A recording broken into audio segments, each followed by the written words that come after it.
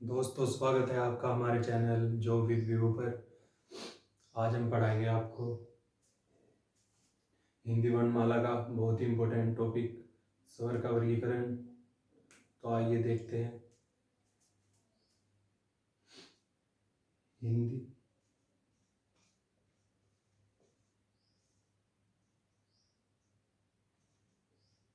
वर्णमाला। हिंदी वर्णमाला आज हम पढ़ाएंगे आपको स्वर का वर्गीकरण।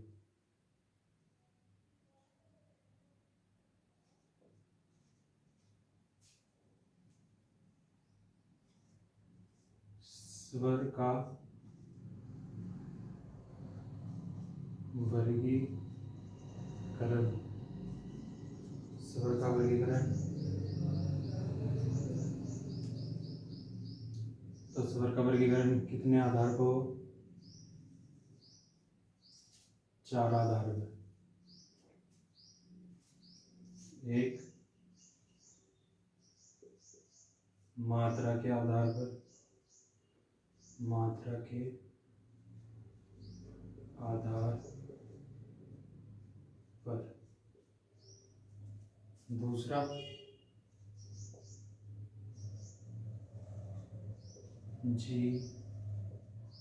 जीव या जीव के आधार पर। तीसरा होगा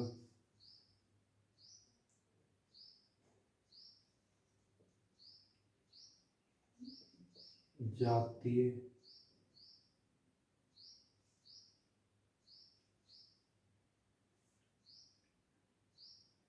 आधार पर। और चौथा,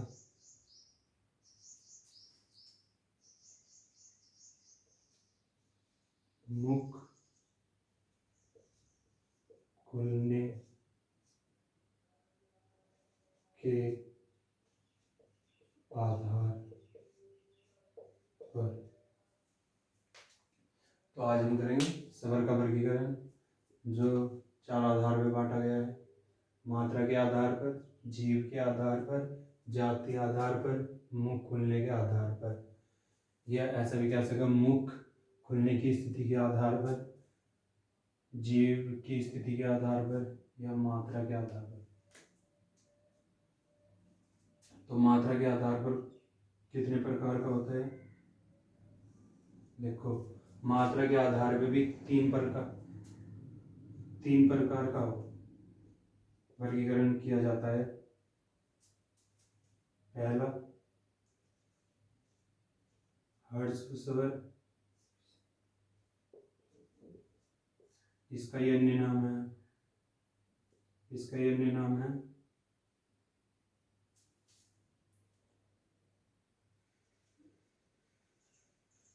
लघु स्वर। एक और इसका नाम है एक मात्रिक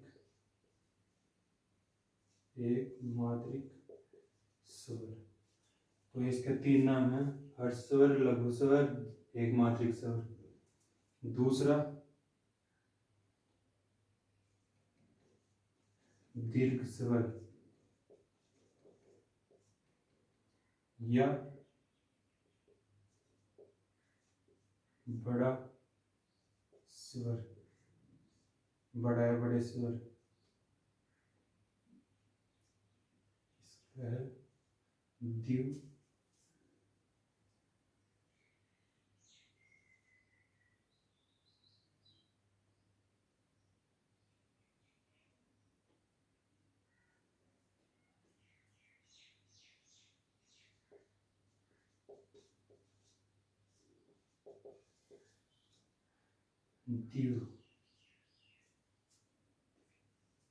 द्विमात्रिक स्वर।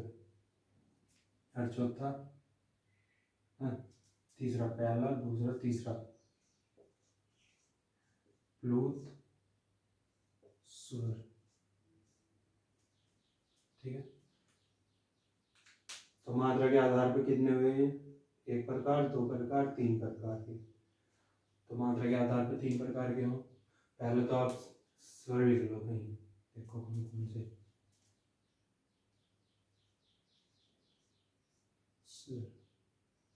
ए, आ, छोटी, बड़ी, छोटा ऊ, बड़ा ऊ, री, ए, ऐ, ओ, औ। तो कुल संख्या कितनी हो इनकी? कुल संख्या हो 11। मतलब कुल स्वर नहीं, कुल तो 13 होंगे। स्वर की संख्या मतलब मूल स्वर की संख्या, मूल स्वर बस इतना ठीक है। इनकी संख्या कितनी हो? 11।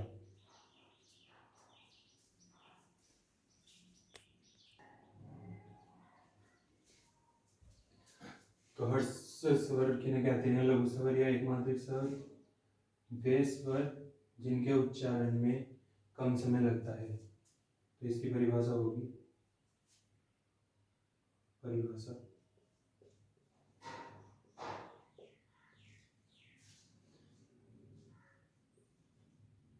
जिन स्वरों के उच्चारण में कम समय लगता है। एक तो ये भी परिभाषा, जिन स्वर के उच्चारण में कम समय लगता है, या दूसरी परिभाषा जिन स्वरों के उच्चारण में, जिन स्वरों के उच्चारण में एक मात्रा का समय लगता है। तो क्या है इनकी परिभाषा? जिन स्वरों के उच्चारण में कम समय लगता है, जिन स्वरों के उच्चारण में एक मात्रा का समय लगता है, उन्हें हर्ष स्वर या लघु स्वर या एकमात्रिक स्वर कहते हैं। तो ये कौन कौन से होते हैं उदाहरण? तो कौन कौन से? देखो, 1, 2, 3, 4। कौन कौन से? ये 4। एग्जाम्पल, ए, फिर छोटी ई, छोटा ऊ, री। ठीक है, तो कितने हो गए? अगर इनकी कुल संख्या देखिएगा, कितने हुए कुल? कुल कितने? 1, 2, 3, 4। कुल होंगे 4। ठीक है, अब देखते हैं दीर्घ स्वर या बड़े स्वर या द्विमात्रिक स्वर भी कहते हैं।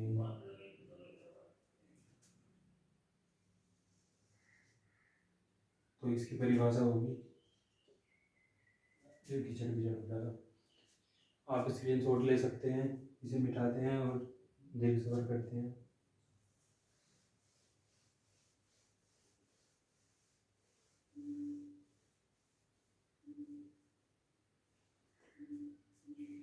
दीर्घ स्वर की परिभाषा,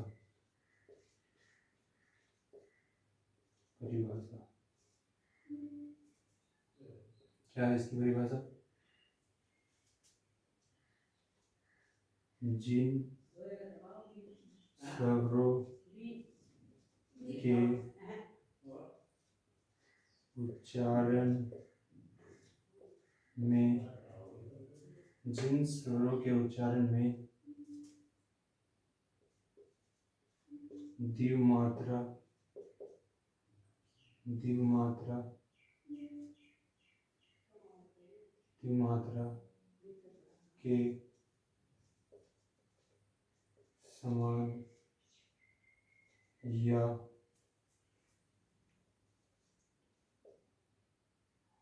ह्रस्व स्वर से दोगुना समय लगता है। तो क्या है इसकी परिभाषा? जिन स्वरों के उच्चारण में द्विमात्रा के समान या हर्ष स्वर से दोगुना समय लगता है उन्हें दीर्घ स्वर या द्विमात्रिक स्वर या बड़े स्वर कहते हैं। तो एग्जाम्पल इनके एग्जाम्पल होंगे इन चार से अलग। कितने? देखो जो यहाँ बच रही है आ, छोट बड़ी ई, उसके बाद बड़ा ओ, उसके बाद ए, ऐ, ओ, औ। तो कितने होंगे कुल? ये होंगे कुल 1 2 3 4 5 6 7। तो इनकी संख्या कुल कितनी होगी? 7। तो आप स्क्रीनशॉट लेना चाहते हो तो ले लो, फिर हम बताएंगे आपको पुलिस स्वर किन्हें कहते हैं। तो उम्मीद है ले लिया होगा स्क्रीनशॉट।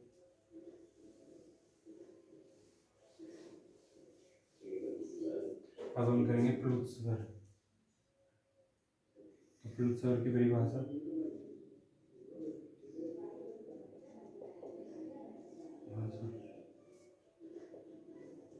प्लुत स्वर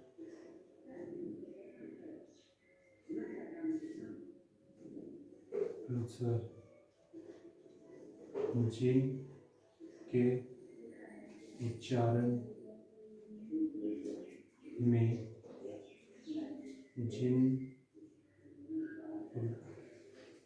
जिन स्वरों के उच्चारण में त्रिमात्रिक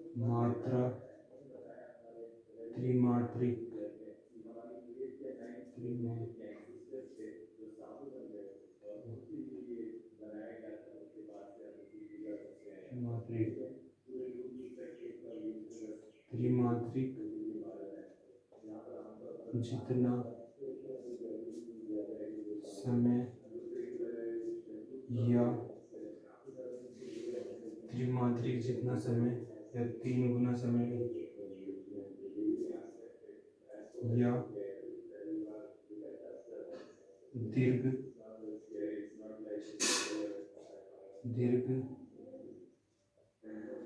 स्वर से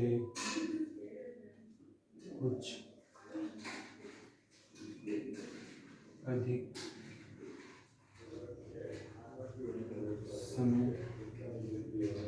समय लगता है।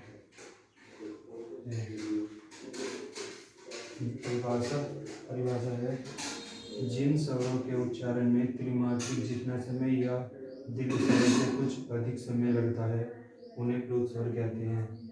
तो इसका एग्जाम्पल होगा, जैसे पहले तो समझो ये प्लुत स्वर हो ना, इनका पुकारने में हो। जैसे हम किसी को आवाज लगाएंगे राम, ऐसे पुकारने में, तो इसका सिंबल है ये। जैसे ओम, ऐसे।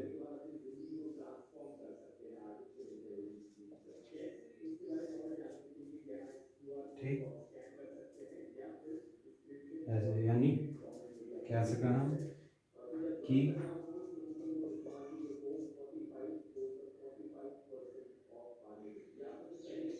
किसी को पुकारने में रूप स्वर का प्रयोग होता है।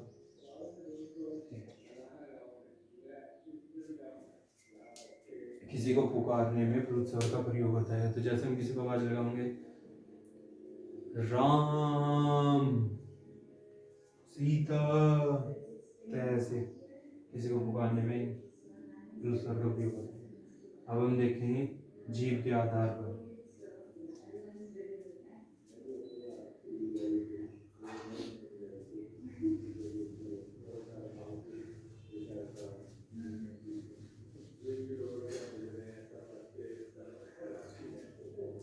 तो एक बार मोटा मोटा सा लिख दो, क्या थे? पहला हर्ष स्वर, हर्ष स्वर। दूसरा दीर्घ स्वर और तीसरा था प्लुत स्वर। तो उम्मीद है ये आपको समझ में आए होंगे। अब करेंगे हम जीवा के आधार पर या जीव के आधार पर स्वर का वर्गीकरण।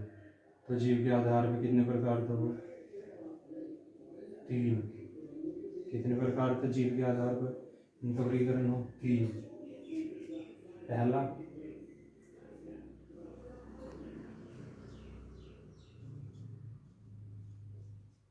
अग्रस्वर,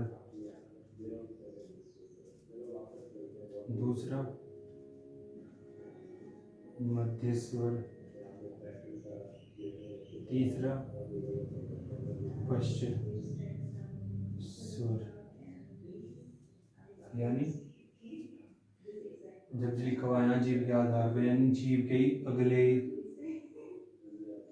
इससे जीव के अगले भाग से जिन स्वरों का उच्चारण होता है उन्हें अग्रस्वर कहते हैं, और जिन स्वरों का मध्य भाग से, जीव के मध्य भाग से उच्चारण होता है उन्हें मध्य स्वर कहते हैं, और जिन स्वरों का उच्चारण जीव के पिछले भाग यानी पश्च भाग से होता है या पीछे के भाग से होता है उन्हें पश्च स्वर कहते हैं। परिभाषा, चलो परिभाषा लिख लेंगे अग्रस्वर की। परिभाषा क्या होगी? जिन स्वरों का उच्चारण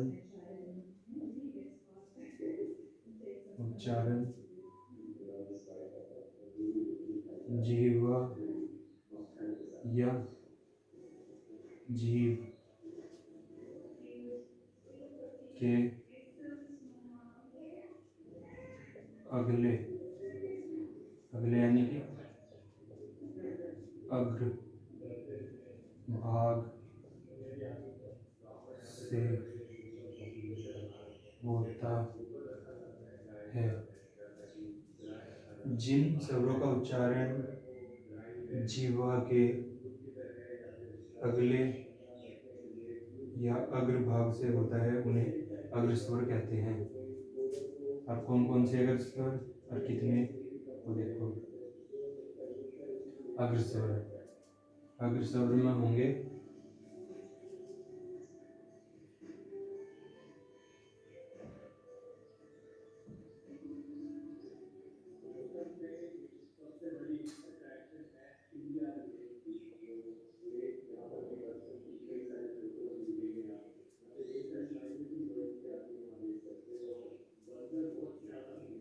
अग्रस्वर में होंगे, देखो दोनों थे, ठीक है, और दोनों ये वाला, चलो इन भी एक साथ ही लिख दो, नहीं तो थोड़ा वो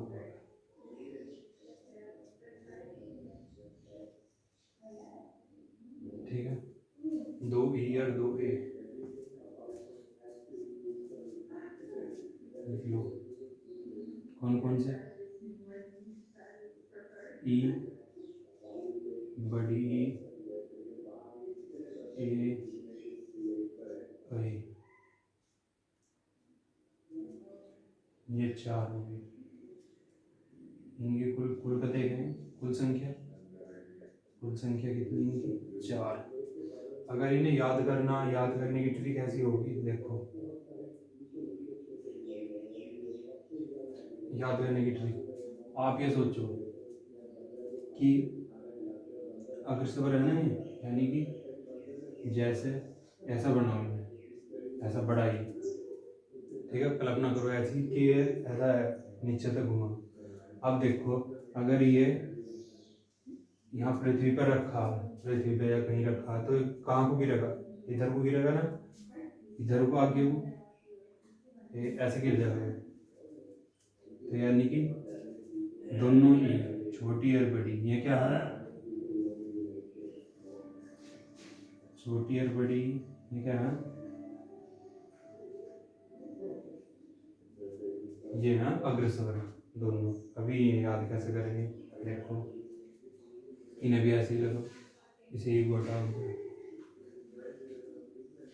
अब देखो ये लिखो ऐसे, और ये कहीं रखा बहुत बड़ा है, ऐसा रखा, तो आगे देखो किधर गिरेगा? आगे गिरेगा ना थोड़े से ऐसे ही, या परे को गिरेगा? पीछे, आगे गिरेगा। कल्पना करके देखो ऐसे ही, तो ये कहाँ गिरेगा? आगे को। तो यानी ये भी क्या है? अग्रसर। तो हो गया आगे तरीका 2 ई और ए।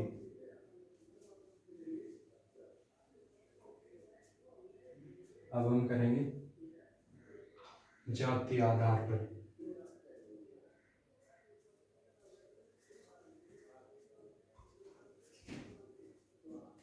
तो स्क्रीनशॉट ले लो इसका, ले लो, फिर हम देखेंगे जाति आधार पर स्वर का वर्गीकरण।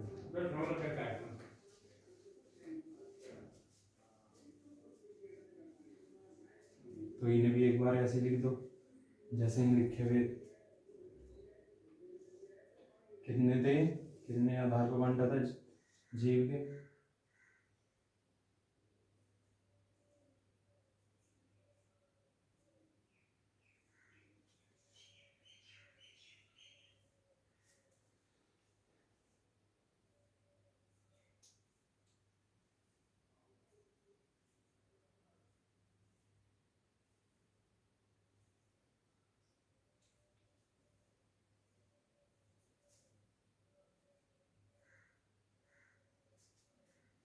नहीं, अभी तो वो बताया ना, थोड़ा गलती कर।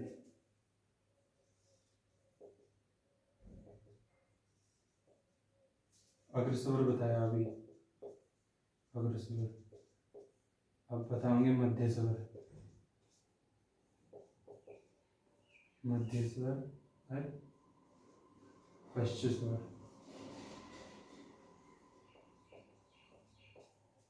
अग्रस्वर तो बता दिया आपको, कौन कौन से होंगे।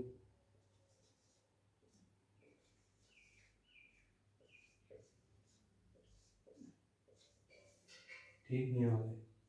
अब देखेंगे मध्य स्वर। मध्य स्वर में आपको बस याद रखना है, वैसे तो अगर इसकी परिभाषा लिखो तो लिख लो, मध्य स्वर होगा जो जीभ के मध्य भाग से बोला जाता है। इसमें केवल एक है, इस क्या है इसमें? एक ही है, उसका नाम है ए। बस मध्य स्वर में सिर्फ एक ही होगा जिसका नाम है ए। और पश्च स्वर, इसकी परिभाषा लिखो अपनी कॉपी में, जो जीभ के पिछले भाग से बोले जाते हैं उन्हें पश्च स्वर कहते हैं।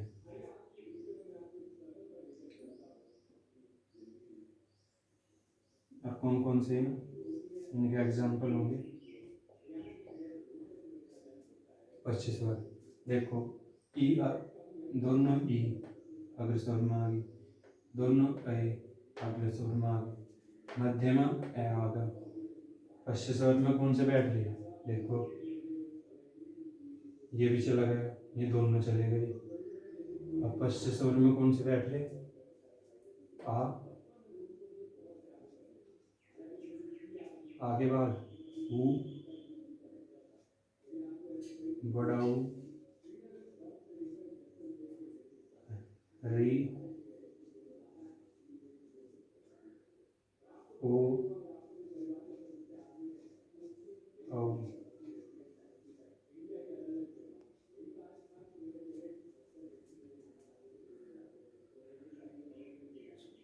लेकिन उच्चारण के आधार पर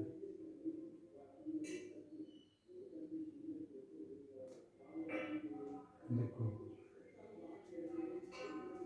1 2 3 4 5, केवल 5 ही होंगे।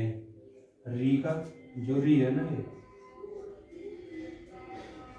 ये हम जब उच्चारण के आधार पर स्वर को बांटते हैं तो री का इस्तेमाल नहीं करते, री का प्रयोग नहीं करते, क्योंकि री बोलने में हम ऐसे बोलेंगे री, तो ये तो व्यंजन की तरह प्रयोग हो रहा बोलने में, तो इसीलिए इसका हम सिर्फ केवल 10 मतलब जो उच्चारण में होगा ना,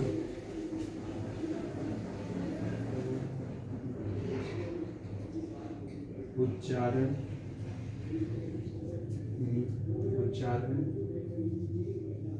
के आधार पर री का प्रयोग नहीं होता है। तो उच्चारण के आधार पर हम री का प्रयोग नहीं करते। क्यों नहीं करते? क्योंकि जब हम री बोल रहे हैं तो कैसी ध्वनि अब निकल कर, ऐसी री, ये वाली ध्वनि का इस्तेमाल हो। लेकिन ये जो ध्वनि है ये क्या है? ये तो व्यंजन है, व्यंजन। लेकिन हम पढ़ रहे क्या है स्वर, तो इसलिए री का प्रयोग नहीं करते। अगर पहला भी इसमें कहीं लिखवा दिया गया हो ना तो उसे गलत कर दो, ठीक है? मतलब री का इस्तेमाल नहीं करने का, तो इसीलिए ये सिर्फ 5 ही होंगे, आ, उ, दीर्घ, लघु, दीर्घ।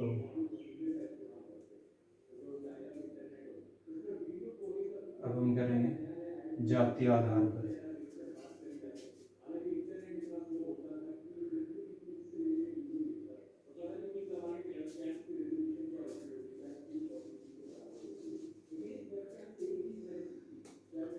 जातीय आधार पर हम कितने बार बांटेंगे ना?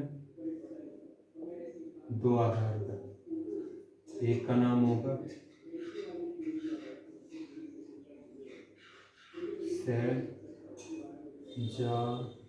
सजातीय स्वर, एक होगा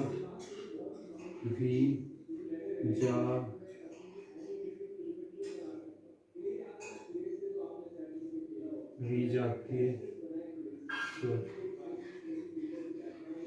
ठीक, जातीय आधार पर कितने प्रकार के होंगे? 2 प्रकार के, सजातीय, एक विजातीय। तो सजातीय कौन कौन से होंगे?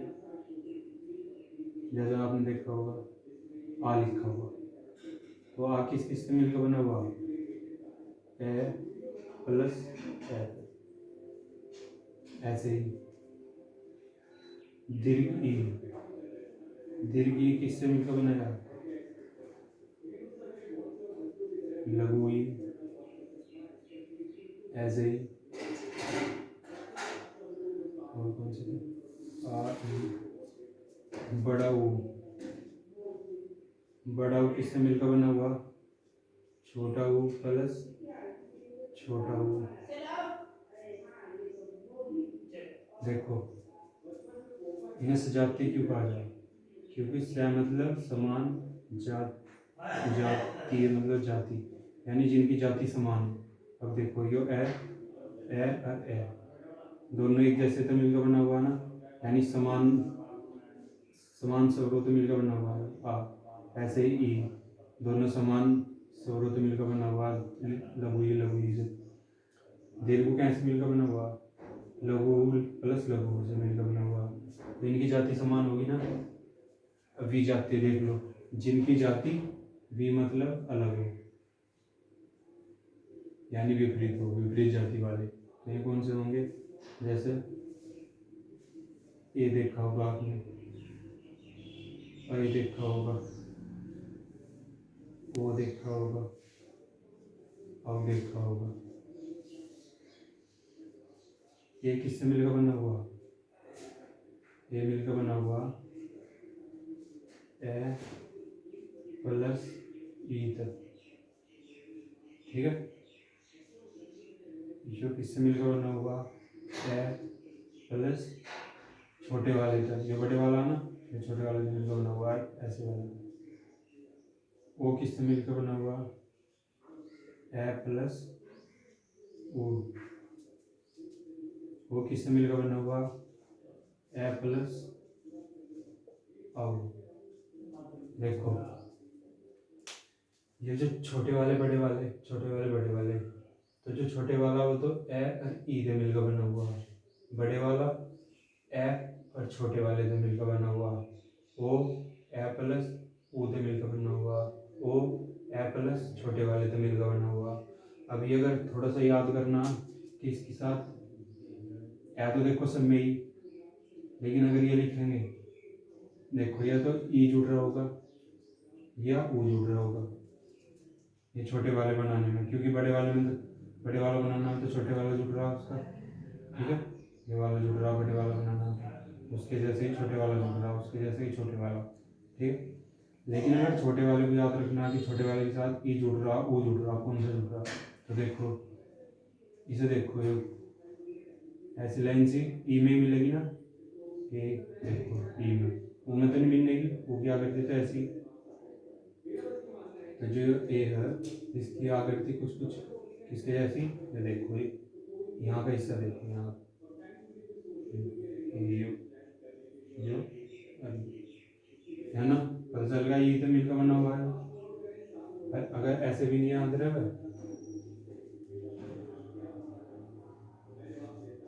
तो देखो इसमें भी ऐसे जा रहा ऐसे, और इसमें भी ऐसे जा रहा ऐसे, लेकिन अगर कोई, और ये देखो ए जैसी आकृति, ए जैसी आकृति,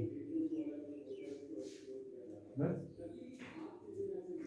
तो मुख खुलने की स्थिति के आधार पर हम अगली वीडियो में बताएंगे, वीडियो बहुत लंबी हो जाएगी नहीं तो दोस्तों अगर वीडियो पसंद आई होगी तो सब्सक्राइब करिए हमारे चैनल। धन्यवाद।